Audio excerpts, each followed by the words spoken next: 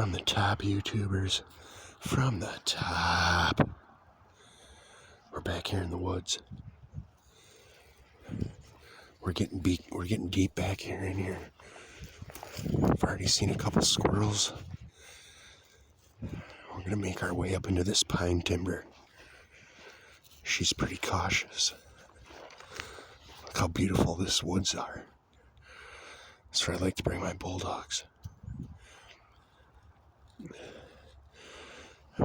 Might end up finding some sheds. Deer antler sheds. Come on, come on. She's pretty cautious. She can smell everything. She knows we're deep in here. We're deep in the woods right now. All I got is my bulldog. We're doing it though. YouTubers, get out with your dogs. But if you got your credentials, you got your credentials. But you gotta be careful back here. There's all kind of stuff. We've had sightings of coyotes, which we're kind of in a neighborhood, so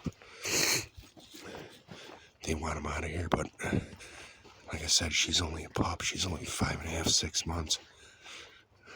We don't want to run up on a coyote right now. If we run up on a coyote, I might be doing some drop kicking. But yeah, we're gonna